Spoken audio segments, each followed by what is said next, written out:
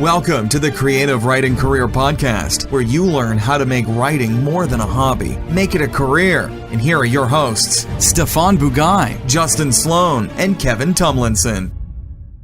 Hello, everybody. This is Justin Sloan with the Creative Writing Career Podcast. I'm sitting here with my co-hosts, Stephan Bugaj and Kevin Tumlinson. And today we have a special guest, Will Wight, who's joining us from Disney World. And Live from Disney World. We're actually all there right now on Mickey Mouse. Everyone together in Disney World. A special Disney World episode where I'm going to go to Harry Potter Land. I'm really on the back of that golf ball. Nice. That would be fun. Yeah, so today we got Will Wight. He's an amazing author. He's a self-published. I'll ask him in a bit if he's ever traditionally published, but he's definitely self-published. And he published some of my favorite novels, which are the Traveler's Gate trilogy series, because there's also short stories and all that in there. And I think you're coming out with a fourth soon, I hope. And yeah, something like that. I don't know. You know, go ahead and tell us as I do about my future plan. Well, yeah. Well, go ahead and give us a quick rundown of like who you are and what you're writing. And you have the other series too. Sorry, I should have mentioned that. Of Sea and Shadow, is that correct? Yeah, my current series is the Elder Empire series, and the twist there, what I'm trying with that, something a little bit experimental. I'm releasing them in pairs, and the protagonist of one book is the antagonist of the other book, and so they take place simultaneously. Awesome. Yeah, it's fun. I enjoy it. So that's the kind of the trick of those. But for my original trilogy, which Justin mentioned a second ago, it's the Traveler's Gate trilogy. It starts out with the book House of Blades, and it's fantasy. And the sort of conceit it starts off with is there's a guy who is prophesied to save the world, and his village is burned down and all that. But it takes place from the perspective of his friend who wants to save the world but wasn't prophesied anything. So he's got to figure out how to earn the power he needs to save the world. And so what I'm most proud of there is the magic system, because there's a cool little dynamic there where each source of power is itself like another dimension, and so you have to go travel through that hostile world in order to earn the power that you can then summon back in the real world. So it's a fun little trilogy that I've really enjoyed writing. Apparently people enjoy reading it. Yeah. So it's sold well. So yeah, there's some great reviews online. Everybody's buying it. Yes, yeah. We want to see it made into a movie one of these days. Absolutely. I'm counting on that. Yeah. So you actually did an MFA. Am I correct on that? Yes, I did. Yeah, I graduated in 2013 with a Master's of Fine Arts in Creative Writing from UCF in Orlando. And then you went straight in, you published this series, and then you've just been writing nonstop, right? That is correct. I wrote House of Blades at the same time I wrote my master's thesis. So, like, together, both of them at the same time. That's awesome. Yeah, House of Blades was a lot more fun. I can tell you that. I believe you.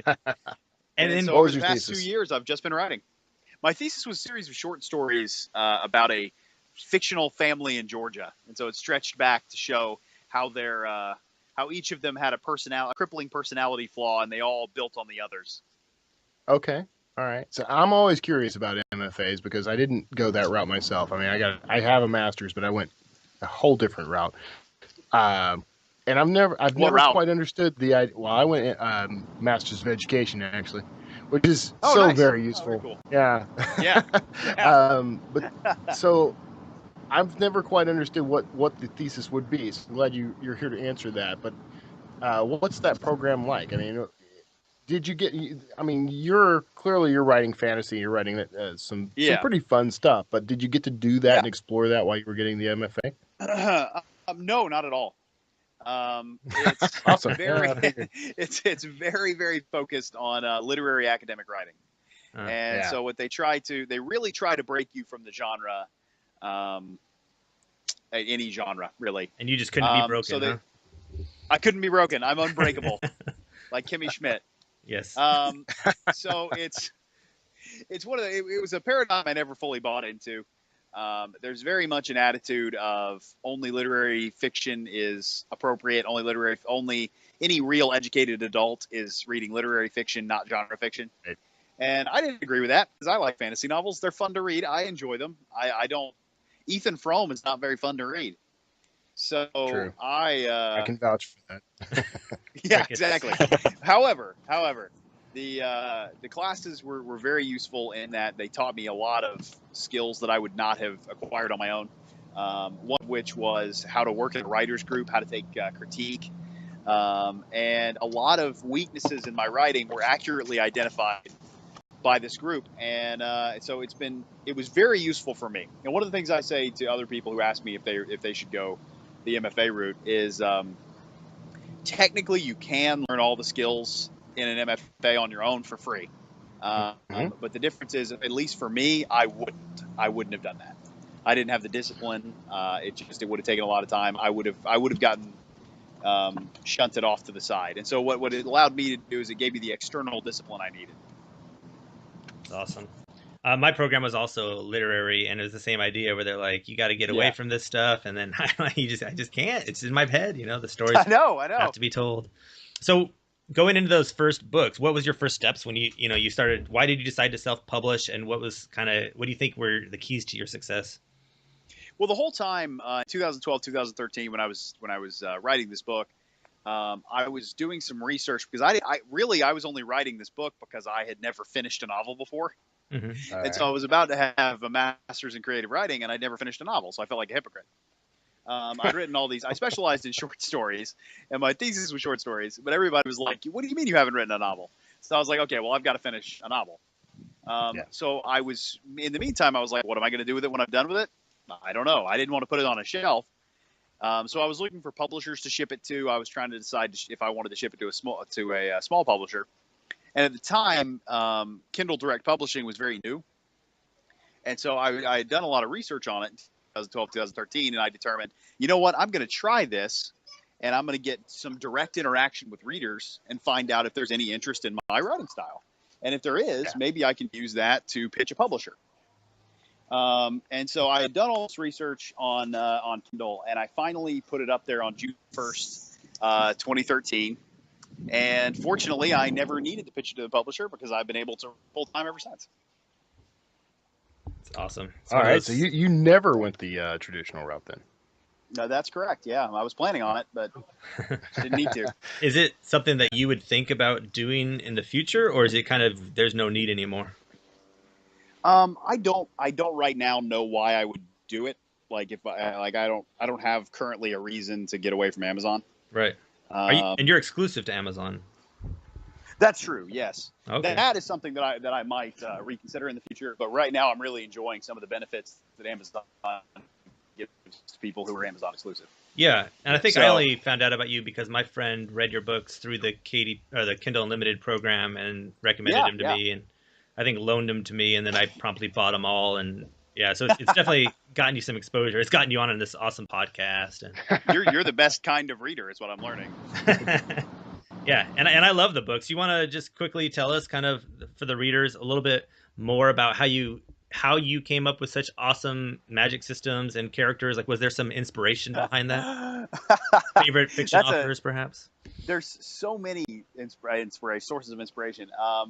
For me, I know that when I'm doodling and when I'm sketching out in my notebooks and on my computer ideas that just come to me independently, I'm mostly thinking about magic. And so little magic system ideas, little monsters that I like, little characters that I think would be cool if they had certain magic powers. So that's it sounds silly, but that's kind of how the ideas come to me, and then I piece them together into a coherent world. And so the advantage of Traveler's Gate world is virtually every idea I had at the time I could pitch into one territory or another. So it's almost a kitchen sink setting. It's one of those things where it's like everything I thought of fits into some territory. Yeah. So that, I mean, I don't. It's honestly, it's not hard to have ideas. I've got a ton of ideas. The hard part is working them together into a coherent story that fits together and is something worth reading. So that's, I don't know. That's my stock answer. Nice. But you had a second half of the question, and I kind of lost it. I don't remember what it was. Oh, like inspiration, like favorite. Oops. There it is. We got some wind going on in the background there, but yeah, favorite authors. What's that? I'm hearing that too. Okay, gone. All right. Sneaking onto that. All right, good. It's internet wind. Yeah. Yes, internet wind. If I had to pick one author to be, it would be Brandon Sanderson. Hell yeah. Like, I just want to turn into Brandon Sanderson. If I could get Animorph's powers and just morph into him.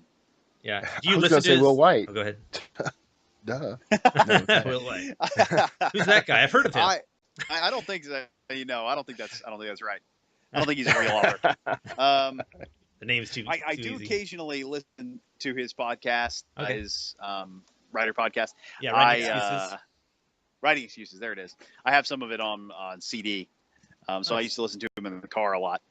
And his classes are online on YouTube. He taped the whole semester of basically his MFA class on how to write a sci-fi and fantasy novel. Mm-hmm. And so I have that whole playlist on YouTube. It's pretty amazing. I watch through it every few months. Mm-hmm. So Brandon Sanderson is my idol, but I'm also a big fan of Brent Weeks, Robin Hobb, Mark Lawrence. I mean, there's a ton of people who I've learned a lot from, and I've come a long way over the last 2 years. If you compare the writing quality in House of Blades to the books now, in my opinion, they've gotten a lot better. Cool. Yeah. Did you happen to? That's interesting. Oh, go ahead, Kevin. Well, no, I was going to say it's interesting because you did go through the MFA. You would think you would come out of there like already grasping the power of the written word there, but you're saying that the odd phenomenon of you're writing more and you're getting better. That's kind of a weird thing to say, right? It's strange. It's almost as though practice leads to improvement. It's seriously, it's one of those things where I came out of the MFA with a lot of theory and a decent, and more practice than I would have had otherwise. But there were a lot of lessons I learned in MFA that I didn't fully understand until I tried to put them into practice. And there were some things that I had learned that I then had to unlearn because I was taught a certain way and I needed to. So there's a lot of things in House of Blades that I did that I knew not to do. Mm-hmm. But I did them anyway because I thought it would be a good job. Now I know how to do them better. And so there's certain things like getting closer into a POV character's head. Yeah. That's one of the things that I struggled with the most. But a lot of the techniques I was taught for dealing with that apply mostly to literary books. Mm-hmm. And so I didn't use many of them. Well, now I'm beginning to realize that I could have adapted them to the fantasy genre and come off a lot better. Mm-hmm. Tell us about one of the techniques. Well, can you sum one up?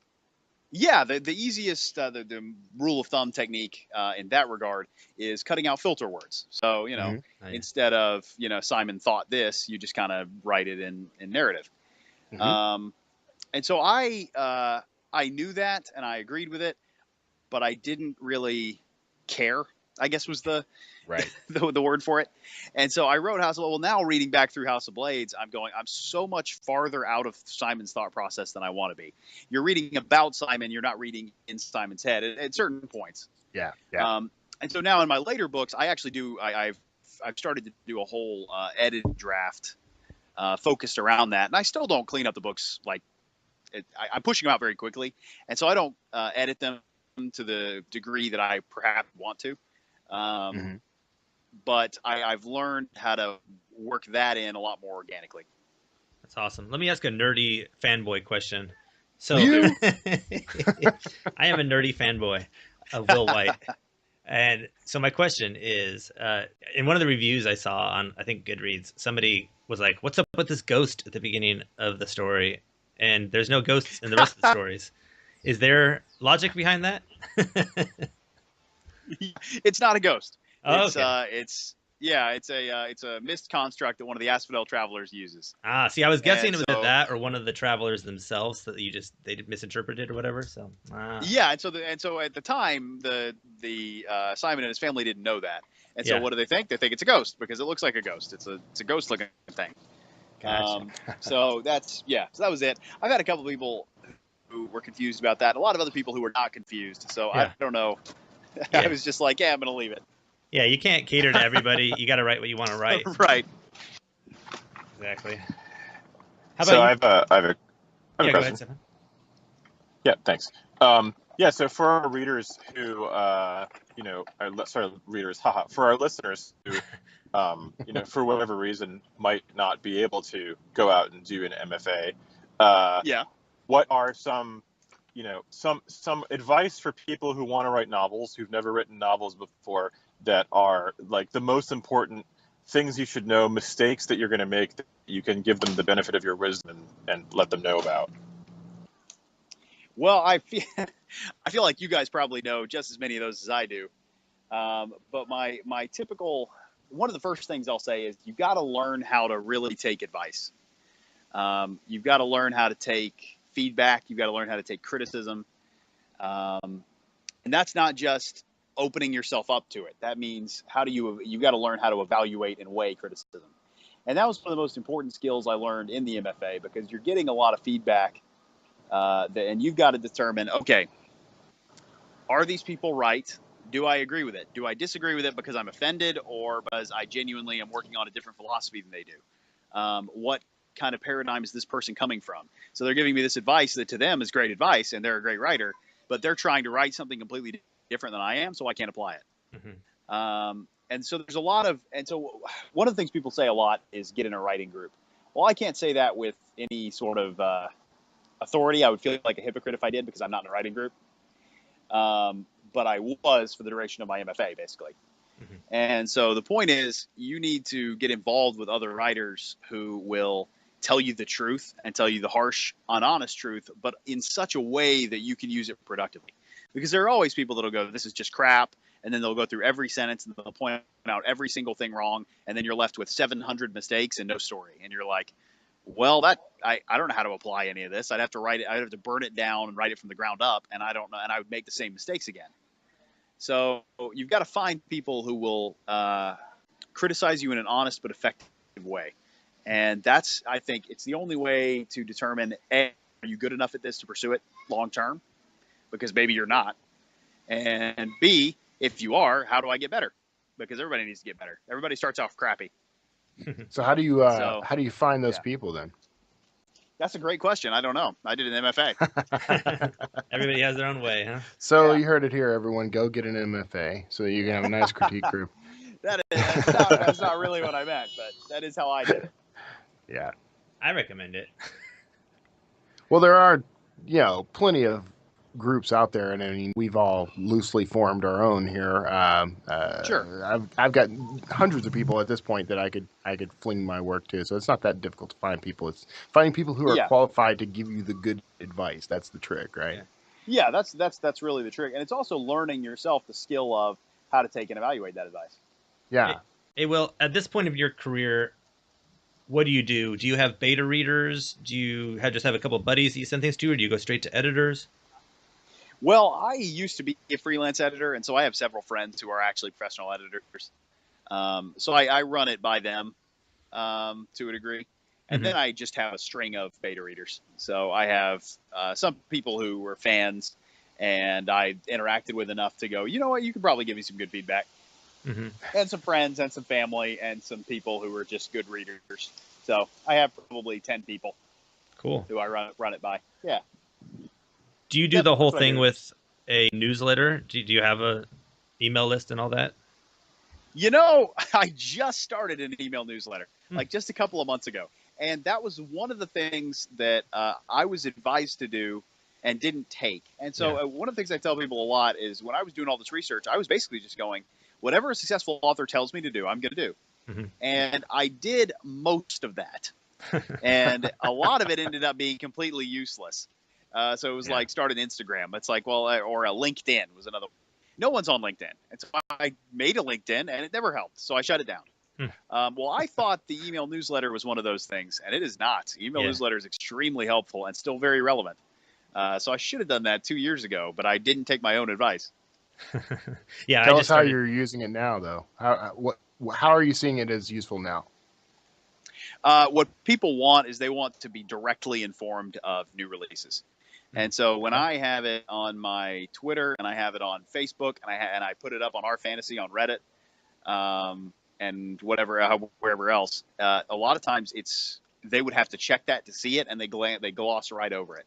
So I have people who are on my Twitter and they are on my Facebook and they are reading my blog, and it's 3 weeks later and they go, holy crap, I didn't know it was out. And I'm like, I don't know how. You obviously weren't watching because I made a million posts. But the point is they want to be directly informed. And so directly informed to them means something sent to them. And so that, in this case, is a release newsletter. So do you see a boost now? I'm sorry. I know we're on a delay. I apologize. Sorry. I don't know if I see a boost yet or not. I'm about to release. When I released my last book, I had a newsletter, and it was only just a couple of people, and so now I have a few more. But my book is late, so I'm trying to release it so that I'll have that data. So for our listeners who are interested in going the self-publishing route, you've done a bunch of research. You tried some things that worked, some things that didn't work. Yep. What are the most important first steps for a writer who's trying to get into that? The main thing is you want to be as professional as possible. You're trying to stand out from 100,000 other people who are also self-publishing, and that sounds a lot harder than it is. And if you be completely honest, it's just if you do everything with a degree of professionalism, that itself you'll stand out. And so you'll at least get some attention that way. Now, will the book take off? I don't know. I don't know how good the book is. I don't know what promotion you're doing. But the more professional it looks, the more you'll stand out. So that involves hiring a professional graphic designer to do your cover. Don't do your cover yourself unless you are a professional graphic designer. That involves getting your book edited. Again, my books are not edited as well as I would like, but they're edited enough that they don't look like the work of an amateur. They stand out from a lot of the other self-published books. That involves, your writing. Your writing itself. It's got to sound like it came from a published author. But one of the things, the cover, I can't emphasize that too much. I don't think I would ever have taken off with House of Blades if the cover hadn't been great. Mm-hmm. It stands out. And so people who are browsing Amazon see the cover and they click on it and check it out.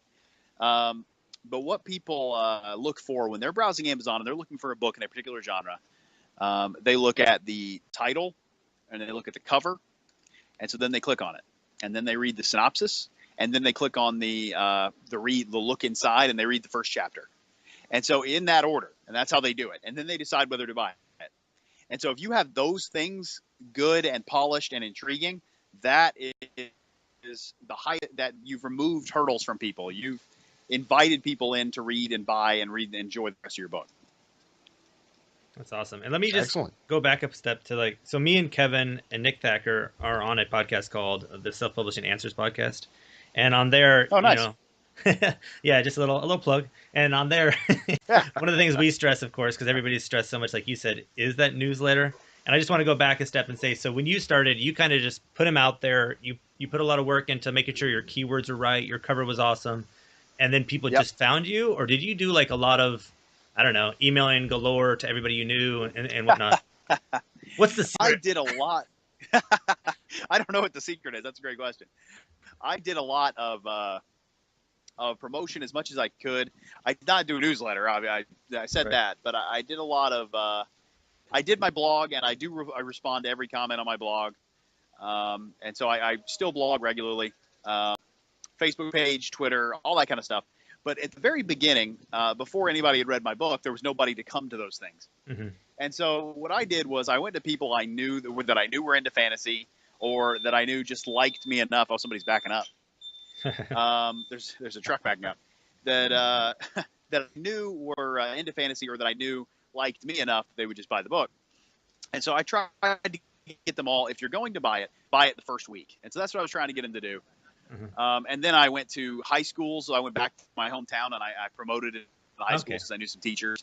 And they were really excited because I went to high school there and I'd written a book. And so they were like, man, now you can get our students to write books. So I did some presentations there. And I printed out some business cards and I handed those out. Okay. Was there any point? So I really pounded the pavement for the first week. And go ahead. Oh no, I was just we've keep going. We're playing chicken. Don't want to interrupt your brilliance there. Keep going. This is great radio. Everybody keep talking over each other. This is my broadcast journalism degree coming in handy. I don't actually have one of those. Anyway, the first week it's and then what happened was Amazon then calculated how visible to make my book based on the previous week's sales. And so when I'd sold 150 in a week, that was enough to set it apart. And so therefore in the second week, it was more visible on Amazon. And then I started picking up people who were browsing Amazon looking for fantasy novels. And so in the second week, I sold 1,000. Nice. So that was the point where the momentum tipped, and then I got some readers. So then at that point, I had readers to work with. So I could interact with them on the blog, and I could interact with them on Facebook, and I could do an AMA on Reddit. And so then they started telling people. And so that was really when the momentum built. And so one of the things I tell people a lot is launch as well as you can, because Amazon determines your visibility in the second week based on your sales in the first week. Was there a point in there where you felt like, oh my God, I freaking made it. This is it. I've done it. Okay, wait. Before you answer that, I legitimately thought Justin was about to ask, is there a point in there that you're making? Because we don't hear it. I thought that's what he was going to say. Like, dude, sure. Wow. I don't understand anything that's going on right now. Is there a point in there? There was no point. There was a point when I thought I'd made it. To be completely honest with you, for the first year, I was waiting for the other shoe to drop. I was waiting for the catch. I was waiting for the hook. And there was going to be some sort of a thing that I'd missed and I'd done wrong. And so I was never going to get. So Amazon doesn't pay you until 2 months after you earn the money. Yeah. And so it's for the first 2 months, they were telling me I was making $10,000, $20,000 a month. And I was going, there is no way that's true. There is no way. And so I'm going to have filled out a paperwork wrong. Amazon's going to take another 70% out or whatever. And this is just, there's no way this is going to be real. And then I got the first paycheck and it was exactly what I thought it was going to be. And I was like, okay, well, this is one. Well, now the sales are going to drop off. They're going to immediately just completely tank one day, and I'm going to sell nothing. And that didn't happen. It turns out it goes down a gradual plateau. And so I was swimming in disbelief for the first year. And then I finally looked back and I was like, holy crap, I made it a long time ago. That was kind of the emotional journey there. As you're swimming in your dollar bills. Yeah, that's exactly what I do. Go ahead, Stephan. So, Will, a couple times you've mentioned the concept of someone not being good enough to continue. And this makes me think that you've read a number of self-published books. And I'm wondering if you have any advice for the people who could be good enough to continue, but maybe are making some very common mistakes that separate the mediocre from the compelling. Whew, wow, that was well said. You don't pop in a lot, but when you do, it's challenging. Bam! Yeah, he's our secret weapon. We let Yeah, him I drop like the that. bombs right at the end. Well, so while I was doing my MFA, I was teaching Intro to Creative Writing at UCF. And so as I was teaching, I ended up teaching 2 semesters only. I was going to teach more, but then the book took off. So that was pretty nice. So I ended up teaching 2 semesters. And each semester, there were a few students where I was like, no matter what I do for them or to them, they're going to be great writers. They're going to be great. They've got it. They're far more talented than I am. And I'm just going to let them go. And so I didn't give them almost any advice. I was just kind of like, well, go do your thing. And then there were the people on the other end who, dead serious, college creative writing on 3,000 level course, and they were practically illiterate. And I was like, there's nothing I can do to help you. There's no bailing you out. And so I talked to them. I worked with them one-on-one, but there's no way at any point they're going to be a writer. And then there's everybody else in the middle, which is probably 60 to 80% of the class. And to those people, that's where I was focusing my efforts. And it's to those people, I would say writing is a skill like anything else. And so if you study it and you research it and you learn from people who are better than you, there's a set of skills you can really pick up that even if you're never, a legendary writer, who is, it's one of those things where you can write well enough to get your point across, and you can write a story that tells the story you want to tell. You can pick up those skills. And so to them and to the people who I've read or who ask me to advice, and I read their books and I go, this is almost good enough. The writing is good. It's the story that's not really intriguing me. I would say it's been my experience that for those people who have the basic skills, they don't look for original stories hard enough. I don't know what to say. How many people have sent me their stories, and the first scene is a woman running through the woods? Virtually everyone.